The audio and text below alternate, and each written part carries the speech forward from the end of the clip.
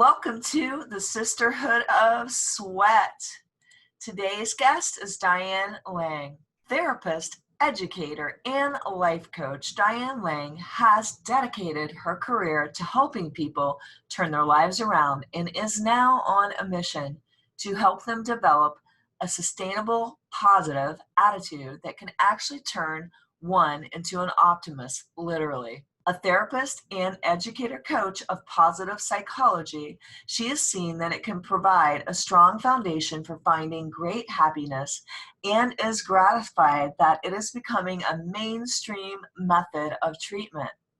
A parent herself, Lang has taught positive parenting to parents and written extensively on the benefits of using it, even with the youngest of children. She has also spoken on or conducted seminars on postpartum depression, striving for balance versus having it all, and practical tips on interviewing, networking, and dressing for success. And she is the author of Baby Steps, The Path from Motherhood to Career. Diane is a therapist and life coach in New Jersey. Her clinical experience includes treating patients with different forms of mental illness, physical and emotional abuse, and relationship issues.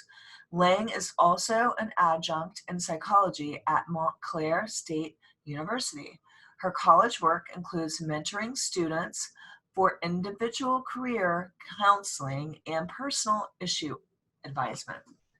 As an expert in her fields of therapy, Lang has been featured in the Daily Record, Family Circle, Family Magazine, Working Mother Magazine, and Cookie Magazine. Seen on New Jersey 12 TV, Good Day Connecticut, CBS TV, Style Connecticut, the Vieira Network, and the national television program Fox and Friends. She has also participated in a reality-based internet show, OurPrisoner.com, hosted Generation X Tenet, and appeared in various educational videos, including Columbia Books. Lang has an MA in counseling and a BA in liberal arts from the New York Institute of Technology. Diane has her positive psychology coaching certificate from Whole Being Institute. Diane's latest book is Creating Balance and Finding Happiness.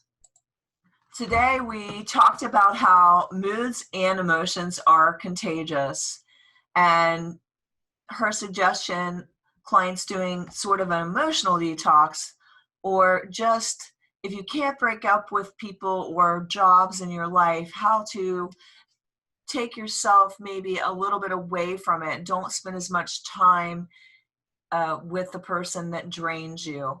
We talked about another option with when you're surrounded by toxic people is to send them love. And some people see it as a white light, but sending positive energy or love, you're keeping yourself calm and you're keeping your power. And how to keep your power right now, though you may feel powerless, how to control what we can't control, how to surrender and accept the situation that we're all going through right now. There's so many nuggets and so many tidbits. I'm excited to welcome this next guest because she is the coach of positive psychology. And we all could use a little bit of that. I'm very excited to welcome Diane Lane to the show. Hi, thank you for having me. Yeah, I mean, we could all use a little positive psychology in life. Tell me a little bit about what got you started into that whole field, because I personally think that it's a choice that we can choose every day, even in the most negative of circumstances. You could find some type of way to flip it to a more positive light. Absolutely, I agree with you. And we do know happiness is a perspective. It is how you choose to view things. So I started in this field about 20 years ago when I finished with my master's in counseling psychology. I've worked in the field for about 20 years, both as a therapist. And then I'd say in the last 5 years, I switched over more to coaching, just out of really loving the field so much. When I graduated, going back 20 years ago, my master's was in counseling, but I went to a school that was very humanistic approach, and humanistic therapy and psychology was the beginning of positive psychology. So we naturally, at the end of my degree, went into a lot of positive psychology. And as time went on, I just really have been using all the positive psychology interventions, both in my therapy practice when I worked at a rehab for traumatic brain injury, and in the last 5 years as using more as a positive psychology coach with my coaching clients. So I use it in all different areas. I teach it as well, both in my own personal workshops throughout the New York, New Jersey, tri-state area, as well as I'm also an adjunct faculty member here in New Jersey at Montclair State University. So I feel really privileged and blessed to be able to kind of be on the happier side, which 20 years ago was not very popular. So it's been a long crawl up to let people know that we have some control over our lives and our happiness. And I'm so glad that we can, tell people that, especially like you said, in times like this, in crisis or the pandemic, where everything just feels out of our control and feels so, hopeless, helpless, sad, scared, whatever everybody's feeling. There are things we can do to be more positive, to have a little more control and move forward in life, even in the worst turbulent times, because yes, this is one, but we're always changing, right? Life is always changing. So we're going to need these tips and tools as life goes on for whatever it throws to us. So these are tools we can use whenever we need them, which is good. Well, what are some ways we could retrain our brain right now to a more positive light during this stressful situation that none of us have ever experienced it before? Yeah, this is really different because, like you said, this is not a normal experience. I mean, we've all been through traumas or crisis. We've lost people. We've gone through transitions, maybe a breakup, a divorce. We've moved. We've lost jobs. And for a lot of us, we've been through natural disasters or 9/11, where things really, have shifted underneath our feet. But what makes this a little different in a time like this is the uncertainty of when it will end, what it will look like when it ends, and never being through something like this that's global. For a lot of us, for 9/11, for us in the New York City tri-state area, it felt a lot worse than people who were, California. It was still heartbreaking and sad, but we were in the epicenter of it. Now with this global pandemic, it doesn't really matter where you live, what you look like, your age, your color, your race, it's affecting everybody. So it's a little bit different because it's hard to reach out to people and say, I'm in a hard place, I'm in a tough place, because almost everybody's feeling that way. So there has to be some tools that we can all use that really cultivate a little bit more happiness as well as mindfulness, because as in your field, the only natural way to de-stress is to be more mindful. And meditation is the intentional practice of mindfulness, or yoga, and exercise is one of the best ways to be more mindful, which is so great that you do so much of.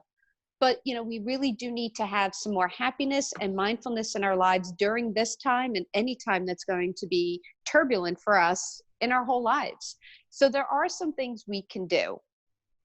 Well, how does exercise, I know it lifts our endorphins and it makes us feel good, but how does it play a role in the process of retraining our brain? Well, okay, so a few things with retraining your brain. So to retrain your brain to go from negative to positive is just one that let everybody know is completely possible. You'll hear it called mindset, retrain your brain. And in therapy, it's really along the lines of CBT therapy, cognitive behavioral therapy. If we change your thoughts, we're going to change your behaviors. And that's the science behind it. So there's a few things we can do. And, some of the techniques we'll go over include mindfulness. And one of the best ways, talking about exercise, to produce mindfulness is walking. And I'm sure, outside of all the cardio and strength training, which is so important, and it's what's keeping me sane. So I think exercise is great. And like you said, it produces endorphins, which is that happy chemical, while Yes. reducing your stress hormone cortisol, which is so important to that. But what it does is it clears your mind. So we know scientifically, if somebody can go walking and just do a nice walk, this is for mental and emotional health. So it doesn't have to be a jog or a run or a speed walk, just a nice walk 4 times a week for 20 to 30 minutes each time. I mean, longer the better, but for mental health, even if I could just go 4 times a week at 20 minutes, I can get some of the same benefits as taking an anti-anxiety pill. It literally will reduce it. And you'll notice when you go walking, and I know for me it does this as well as a lot of my clients and friends will say this, as you walk, whether you have music on or not, you'll start noticing that your mind kind of calms itself. And as you're walking, it clears. Now, you never really fully clear your mind. We have like 60 to 70,000 thoughts a day. So that's a myth that, you clear your mind totally. I want to get rid of that. If we had a stop button, we would have been using it a long time ago. But we can actually kind of push the thoughts into the back of our head, or float, as a lot of people like to say, where your focus is not on the issues at hand.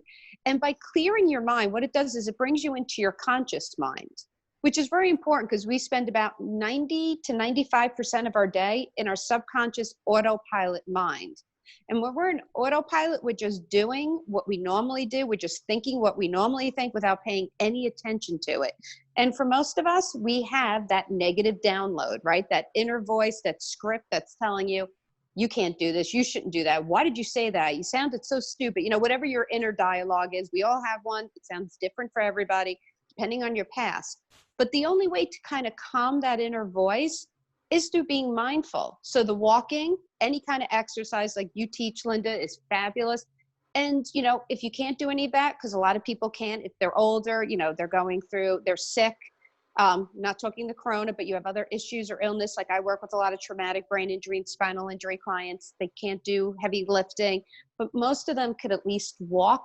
You can get that mindfulness kind of effect where you kind of clear your mind and you get into the conscious moment. And when we're in the conscious moment, we're in the here and now. We're in the moment.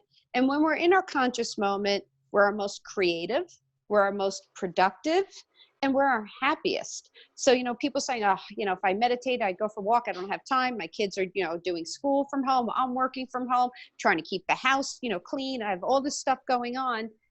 Yes, it's so important to still do it. You'll come back and be way more creative and productive for your work. You'll be happier for your kids. You'll be less stressed out. And that's really important because moods and emotions are completely contagious. So if I'm coming home and I have a family, 3 kids, my spouse, maybe my parents live here, whatever, you have going on, every house looks different. The family dynamic has completely shifted from what it was 20 years ago. If you come home and you're in a bad mood, negativity spreads faster than positivity. And we notice somebody's moods within 30 seconds to a minute, and their mood could become our mood within 5 to 10 minutes. So yes, you retraining your brain, you taking those breaks to go for a walk, to meditate, to do yoga, to be more mindful, however you want to do it, writing in a journal. There's so many different ways to be mindful, really will make a difference in your overall health and happiness. So yes, you could start retraining your brain because when you get into your conscious mind, you're not thinking on that autopilot. And everybody has that autopilot. A great example for people would be, we all go to work. Well, when we did go to work outside of our homes before all of this hit, right? We all drove to work, right? You went to the gym, you drove the same way there and back. How many times on your way home from work did you drive home and not remember the ride? And you're like, did I stop at that light? Right? So many times. Right. Did I stop at the stop sign? Did I pass the mall? Whatever you pass on your way home. And that's autopilot. You just do and go without thinking. But that also means all that negativity is going in your head. And we want to kind of clear it so you can come to the here and now.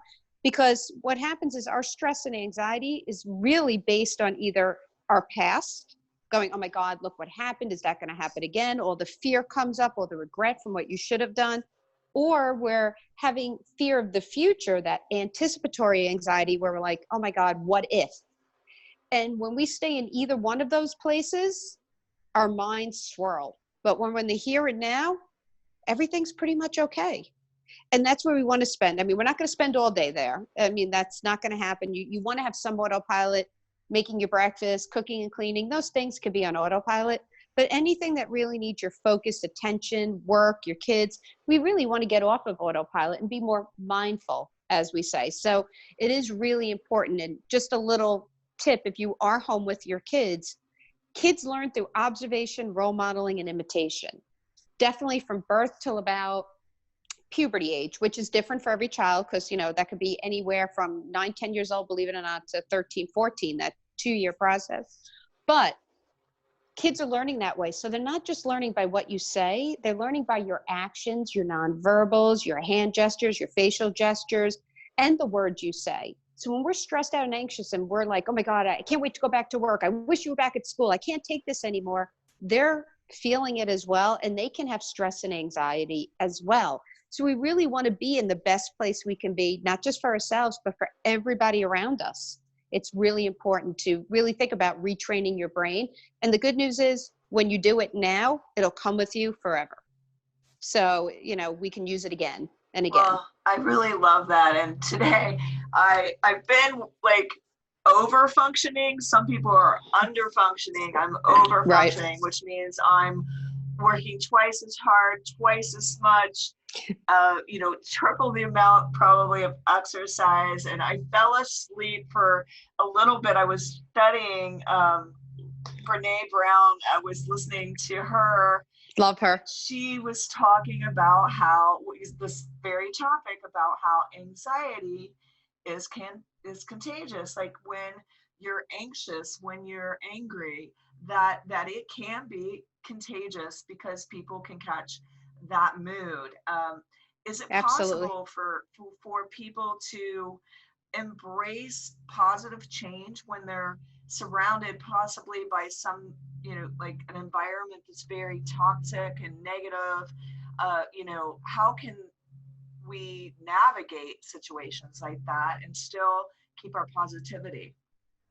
Well, we're always going to have to deal with people who are more negative. And there's two different sides to that. There's the people who are just your pessimists, right? The people who see the glass half empty.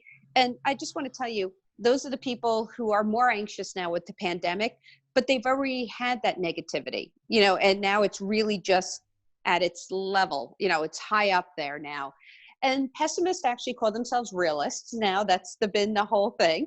And those people see the glass half empty. Okay, definitely can spread. We don't want to be around it all the time.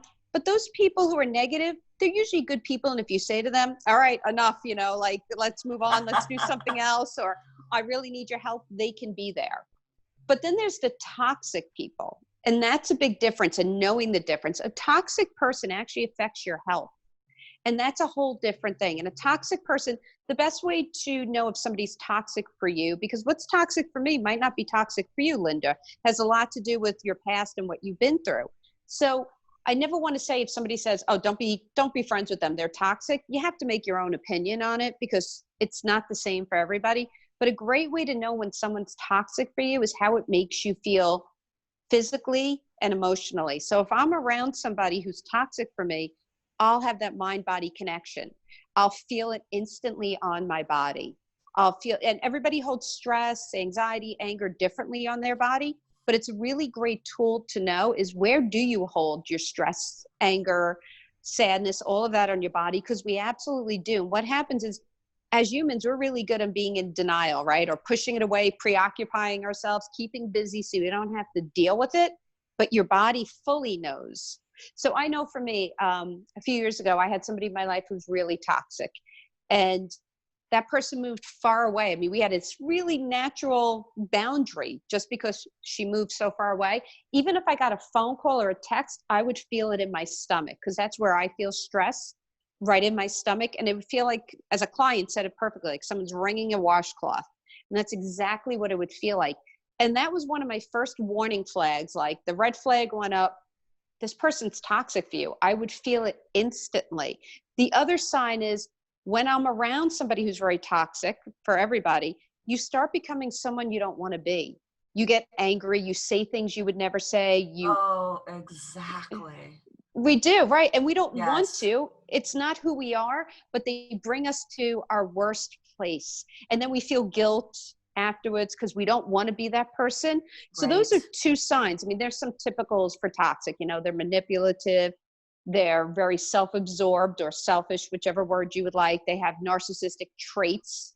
They're very harsh, critical, judgmental. They're always surrounded by drama or chaos, and they're always the victim.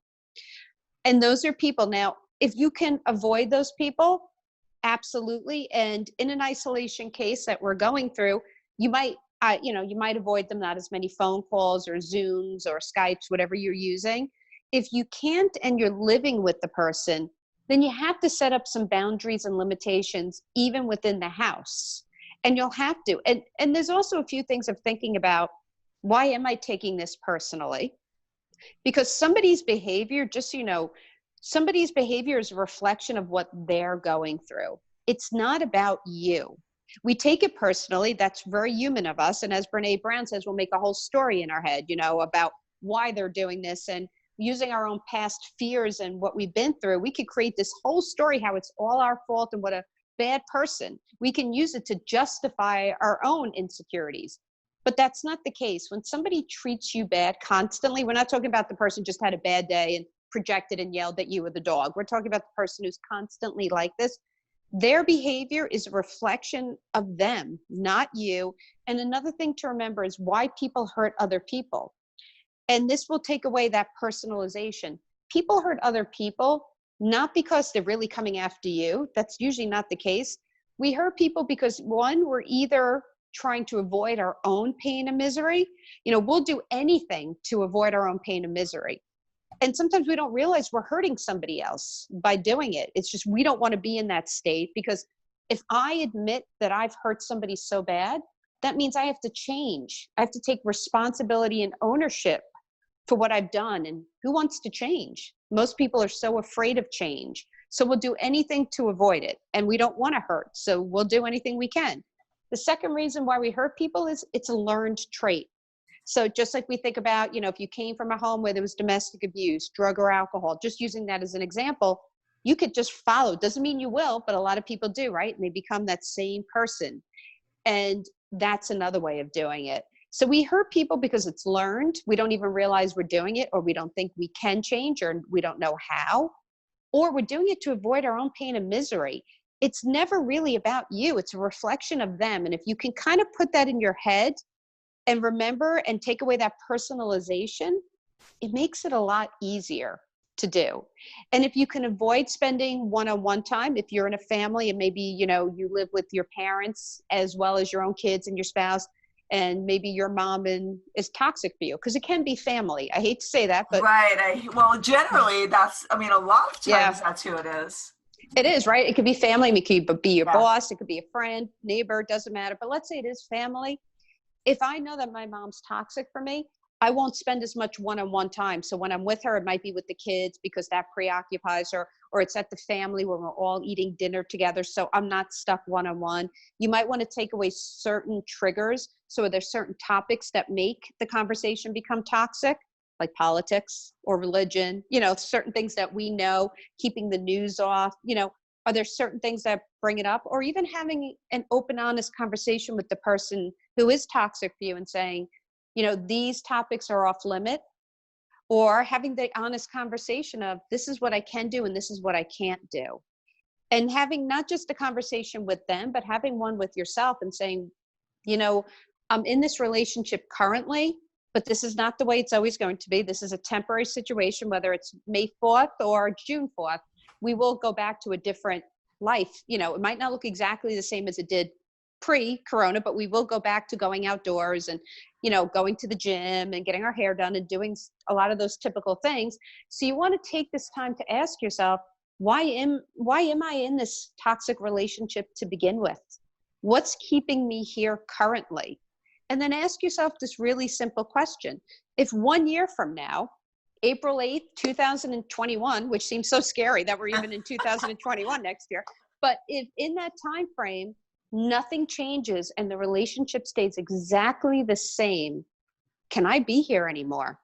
Use this time to evaluate it. Why am I here? What need is getting met? Because sometimes it's a need, but it's a negative need. Maybe even if it's attention or just feeling that you have somebody who cares about you, even if it's in a negative way, because that's the way you were raised in your childhood. What are you holding on to and why are you here?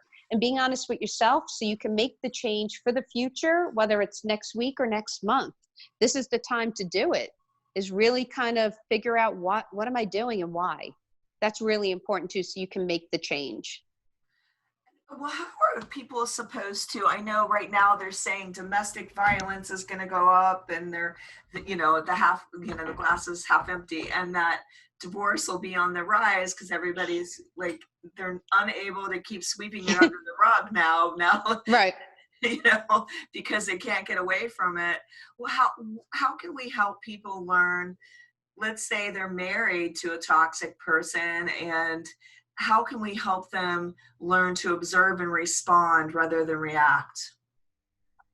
So we do react very quickly. And one of the questions, which is a mindfulness question I have my clients do, is again, know again what your physical signs of anger, anxiety, stress, because before you snap, you feel it on your body, right? You feel your whole body tense. Some people feel their whole face get flushed and red. Some people say they kind of shake a little. Some people say they feel a headache coming on, their jaw gets tight. Whatever it is, know what it is. So when you feel it physically, again, it's that warning sign. And then ask yourself, am I answering this question, or am I making a choice or decision based on love or fear? It's a really important question. Kind of instead of counting to 10, we used to tell people, is just ask yourself in your head, am I making this decision choice? Am I responding by fear, which is your ego, your anger, fear, impulsivity, just reacting without thinking? Or am I making a choice, decision, or response based on love of what I'm truly feeling and clarity? And it's okay to not respond right away. It's okay to say to somebody, I need a minute to think about this instead of reacting, because this is the thing. We can't take back what we said. And once we've said it, it's already shifted how somebody feels when it's very hurtful or mean. So if you're getting to that place where it's getting heated, even if it's not physical, but it's getting heated, curse words are coming out, it's getting to a place where you can't come back from, then it's okay to just say, you know what? I need some time to think about this. And yes, we can't really go anywhere, but where's your safe place in your house? Even if it's your bathroom. Where is it that you give yourself a timeout? I'm telling you, I've had parents who are using the bathroom. They'll shut the door, sit down for 5 minutes and just take a breather, give themselves a timeout. And that's okay. Or, if you can go for a walk, where, social isolation is not social, it's physical isolation. Yes, you don't want to be near people. You want that 6 feet, except for your family. It doesn't mean you can't sit in your backyard. Doesn't mean you can't go for a walk. If you need that to cool down, do that. Do you have a safe place in your home, or do you just need to take a drive and not get out of the car? You can be 6 feet away from people in a quick 15-minute drive where you're just driving to chill. And that's okay. We all need that. Even the best relationships will be tested. It's kind of also the same thing when there's empty nest, right? And the kids leave, and then the Yeah, spouses look at each other and go, do we know each other? Do we like right, each other? right. It's a whole nother adjustment. Right. And this is a transition. So yes, it's going to feel crowded. People are going to feel isolated. They're going to feel trapped. And that we don't want. So we don't want people isolating in their own home. I mean, again, if you need a timeout and you need time, that's great. But don't isolate, and stay away from your family and shut your door, and not, at least have dinner together where we all communicate. We all sit down together. Make sure you have your support system. Again, it doesn't look the same. You're not going to meet for lunch, but you could still FaceTime, Zoom, Skype, good old fashioned phone call of, hey, I really need to talk. This is getting to me. And knowing that you need a few people in your support system at this point. Some people, you say, I have one person, that's great, but that person might be going through the same hard time you are. And everybody handles anxiety, anger, sadness, depression very differently. So I don't want people to be upset when somebody can't be there for them at this moment because they're going through a struggle. So you want to have a few people, because I know of what I've watched with my own clients as well as myself. And for us, like I said, in the New York, New Jersey, Connecticut area, Pennsylvania, we're on almost a month of isolation. We're kind of ahead of the curve because we started sooner, except Right, I think Seattle. right. So for a lot of people, it's an up and down roller coaster ride. So for 2 weeks, I was in a great space, but then last weekend it hit me. Oh my God, I can't do this anymore. Or your business is starting to really struggle where you thought you were going back, or now the kids are getting upset because they're not going back, or they lost graduation or prom, and things are just getting worse and worse. Everybody's going to have different moments. You want to have a few people on that support system, because if one person just is not in a good space and they can't do it, you have other people. And again, you don't need a lot, and it could be professional as well. It could be your rabbi or your priest if it's spiritual, or minister. It could be a coach. It could be a therapist, a social worker. It could be your trainer. And that's okay. But making sure you have that emotional toolbox of at least 2 to 3 people that you can trust, who love you unconditionally and who you love back unconditionally. Because that's the key word in support, is unconditional. Because again, there's certain people who might just respond and go, I'm feeling the same way. And you don't want to, butt heads or yell at each other because you're both in the bad spot. We're all going to go through a roller coaster ride of emotions because we're grieving. We're grieving who we were, our old identity in the life. And we're in a transition of not knowing what the new identity or new phase will look like, because we don't know. We don't know when we're going out and what's it going to look like. Will it go out in phases that, we can go and go back to work, but we still can't get a haircut and the kids are still not in school? What will it look like when we do go out? Do we still have to distance ourselves? We don't know. So really, it's important at this time to have a good support system and to really consider who, what they're going through as well. And I really like what you have on your website, where you say another option when surrounded by toxic people is to send them love. Some people see it as a white light, but by sending positive energy or love, you're keeping yourself calm and not letting the toxic person's energy run your day. But aren't you also keeping your power? Yeah, when we let toxic people get to us, or we take things way too personally, we're giving away our power. That's what we're doing. And for a lot of people, and again, the white light, I'm not very religious. I don't have much of a religious affiliation. I wasn't raised with anything, but I find myself very spiritual. And putting the white light up is not like even if you think that's new age or woohoo, which I've heard from a lot of people, they don't, that's not what they feel. Putting the white light up is a protection for yourself to just feel more energy that's positive. And to kind of feel like you're protecting yourself against the toxicity that could come through. So, you can look at it however you want. And, the truth is, it's the only power that really we have at this moment, because we don't have a lot of control of what's going on, is to accept. It's acceptance. It's to surrender too, in a way. Right. It's true acceptance of, this is where I am at this moment. And when you truly accept where you are, which is, I know it's hard. A lot of people will be saying that. It's a really hard thing to do. Absolutely. But when you truly do let go and accept where you are, it means letting go of the resistance of fighting something you have no control over. And when you let go of the resistance, you let go of the stress. Resistance is stress. And if you stop fighting that and kind of just go with the flow of what it is, it does make life very easy, compared to staying in that struggle and resisting and being stressed constantly, which means you're being tense. Stress affects us both mentally and physically. So you want to remember that. And, even before this pandemic, 90% of doctor visits to your general practitioner were stress related. So you want to think of that. And you also want to think about, if you already have an illness before this happened, even if it's nothing to do with asthma or respiratory, maybe you have, MS, I'm sorry. Maybe you have MS, maybe you have a brain injury like a lot of my clients, or spinal injury, or, you have autoimmune, anything like that. When we're stressed, it flares it up. Like my client who has MS, when she's stressed, she's using a walker to come in. When things are good, she just walks in fine. We can flare up our own illnesses with stress. So it's really important, if all else fails, yes, we really do need to accept where we are. And when we accept and let go of the resistance, what it does is it gives us a chance to breathe, gives us a chance to just relax and start seeing things with clarity, instead of staying in that anger and stress. Because the truth is, we can't control all of it. We just can't. We can't control the outside world. You can control how you react and how you respond. But I can't control the coronavirus, how it's going to phase the world. I can't control the economy, the global economy, but I can control how I react, respond. I can control who I spend my time with, how I let their feelings affect me. So you really want to work on you, not anybody else, because you can't. And that'll just add to your stress. And I know, like, to speaking to that is, it's just a lesson I learned a long time ago, was to focus on what you can control Mm-hmm. instead of what you can't. But I know we can't control what's going on with the virus. A lot of people feel powerless.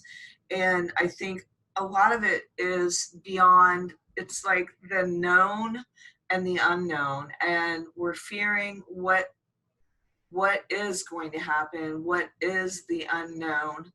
And I just find personally, uh, that it's just, for me to have some faith and just belief. um, Faith is the evidence of things not seen. And I just am believing and having faith that we're all going to pull out of this the way that we should. And I think, having a belief in something greater than ourselves or a higher power was helpful at a time when we feel powerless. That would just be my thinking, but I don't know what your take is on that. No, I agree. And we know with grieving too, people who have a either religious foundation or spiritual or both, depending on, your background, really feel more comfort, in it. They feel more comfort from it. It makes us feel less alone. It makes Yes, us, exactly. it does. And it makes us want to be a better person and help others. And, we don't have to call it God if you don't have a religious background. Absolutely. Call it, the universe, the higher power, the source, whatever, even just your inner voice, if you want to, or your guide. Everybody has a different word. I don't think it's really important to even have a word. It's just knowing that you have that connection. And that's part of letting go and accepting that there's something bigger than us that's going to make it okay. And I have to say that that's the acceptance. And that is probably the hardest thing I see people struggle with, including me. I have a very hard time. I'm a control freak. I'm a type A personality. I'm completely that New York person, always fast paced, on the go, perfectionism. And I see myself struggling with it. And, one of the questions I ask myself is, who do I want to be when this is over? What kind of person do I want to be? And what changes do I want to make? Because beforehand, I was always such type A. I mean, as a speaker, teaching college clients, I had like 3 different jobs a day. And, it, and You must be type A. yes, very type A. And at the point, I always thought I was thriving in it. But now that I'm like this, I realize I don't know if I want to go back to exactly what that was. And what do I want it to look like? And how being home is shaping me to make some changes in myself. And you do have the control to take this time.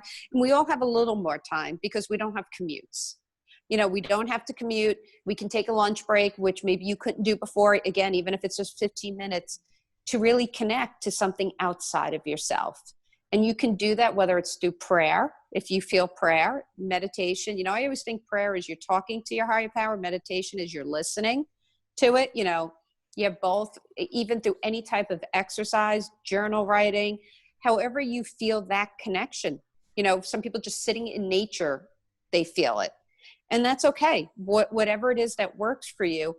But that's the clarity that we all need to kind of slow down. Ask for help. It's okay to ask for help from people and also your higher power, and just let them know, I need help. This is it. I'm having a struggle. And that's okay. Yes. A lot of people have trouble asking for help. And I just find it interesting that you said what you did about, through meditation, through walks, through prayer.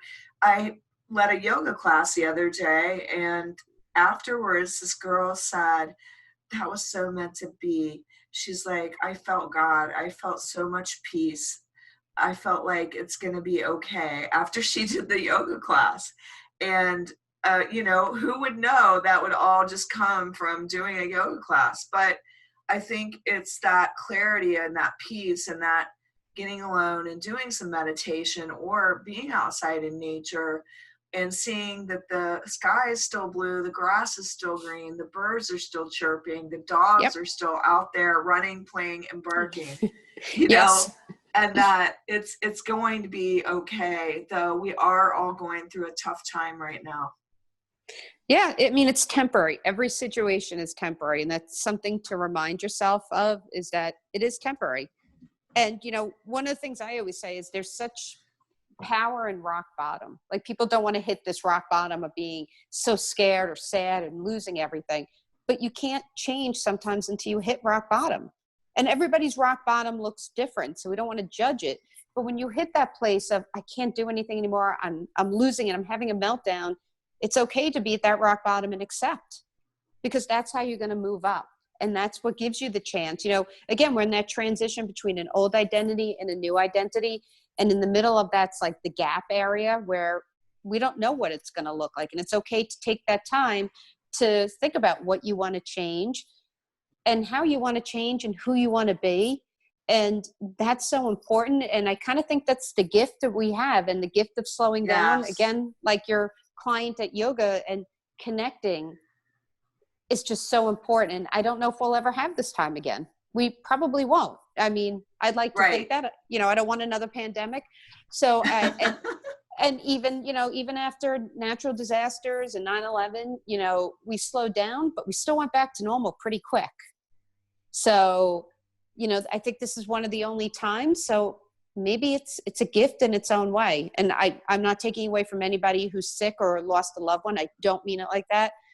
But there's always a positive side to everything, whether it's growth or a lesson. There's purpose in pain. So it's, what can you take out of it and what changes can you make? And I think one of them is, if we can all connect, it'd be a whole different world. And I totally agree with you about, like, sometimes the hardest times that we have in our life are the best of times. I mean, I can look back to when I left a toxic marriage that was physically abusive, emotionally abusive, and turning towards my children. And I walked out that door. And I just remember, like, we were struggling. He was living the life of Riley, in the country club, and just, going on dates, and we were struggling. And I just remember, at first I stayed because I had a fear for my life at my parents' home. And that felt like going backwards to me at that age, to move back in with your parents.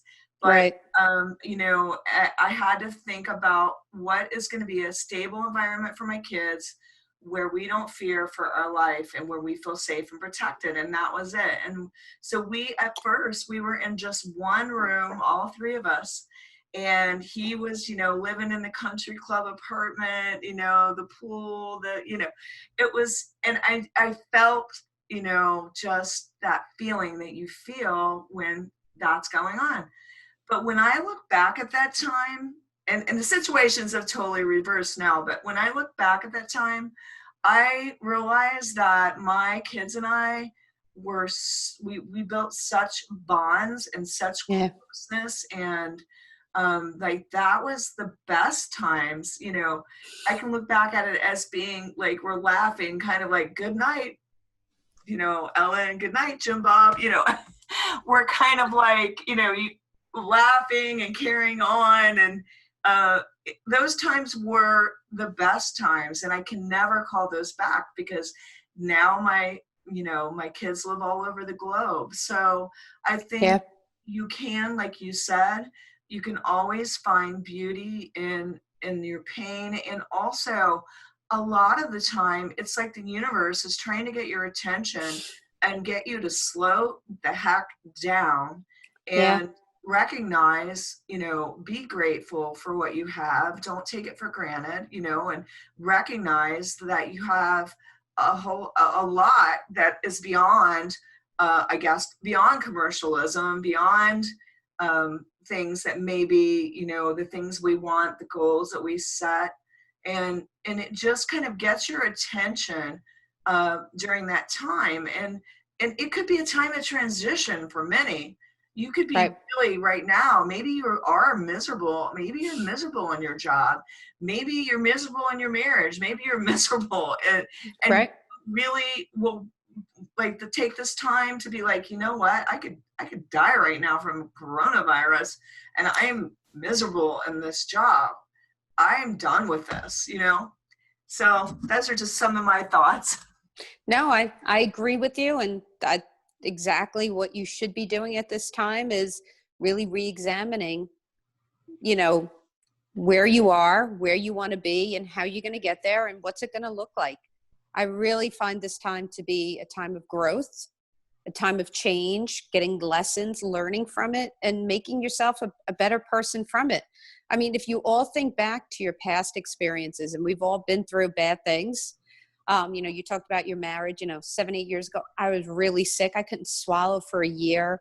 And we look back, sometimes like you said, you look back at those painful times and realize how you've grown.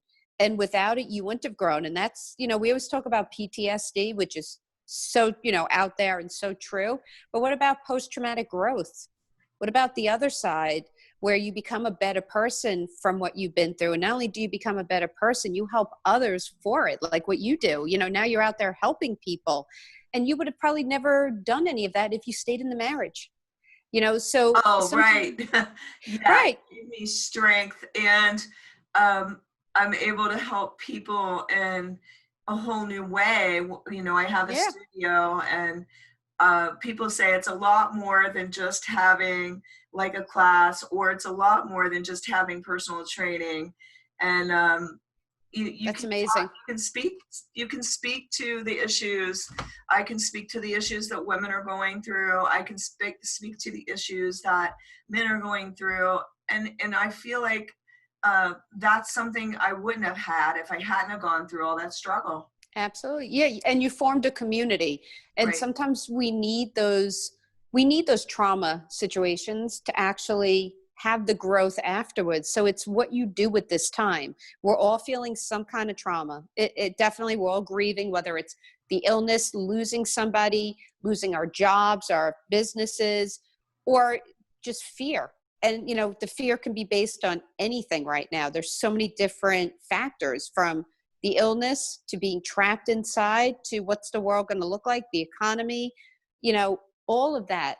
But what are you going to do with this time? Because if you look back, you'll realize you can't see it right then in it, but hindsight will allow you to see that you needed to go through this to grow and to be the person you're supposed to be. So yes, it's okay to be in rock bottom right now. It's okay to feel this sucks. It's okay to feel that. It's just knowing it's temporary, and that you do have the choice to use this time to become the person you want to be.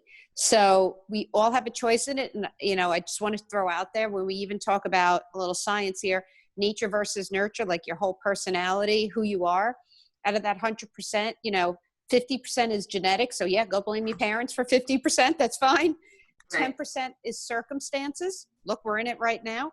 But 40% of who you are, which is the nurtured part, the environment, the learned, is all in your hands. So your habits, your beliefs, your patterns, your thoughts, that's all up to you. Whether you're in this situation or life is good or a different situation, you always have that. So do with it what you want. But it is a choice right there, that 40%. It's in your control. This has been a perfect podcast. You have been the best guest, and especially for the time that we're in. And I think there's no better note to leave it on than, what are you going to do with this time? And thank you for being an amazing host and having that great community. Because you know what? We can all go to a gym, but having a community where we all feel safe and can talk. And I've always said this, it's funny that you said it, because I said it to my friend this morning who's a trainer. Actually, he said it to me. He said, I always thought being a trainer was like being a therapist without the degree. And I'd say, absolutely.